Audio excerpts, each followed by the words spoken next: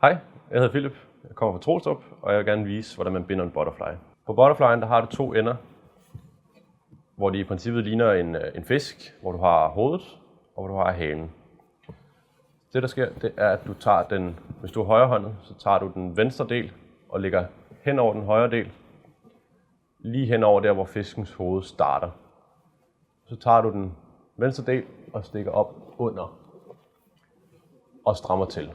Det du skal sørge for her, det er, at du strammer den til. Den skal være så stram, som den skal være, da du ikke kan ændre på det bagefter.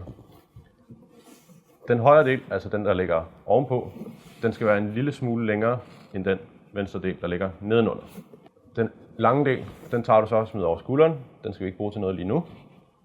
Så tager du din højre pegefinger ind bagved på midten af fiskens krop og tager den op til halsen. Her der sørger du for, at tommelfingeren sidder lige over knuden, samme sted som butterflyens udmunding. Så tager du delen, der ligger over skulderen, og lægger ned over. Nu har du din tommel, så der kommer en lille smule til syne her, og det skal den blive ved med. Du må endelig ikke fjerne den hånd, du har her.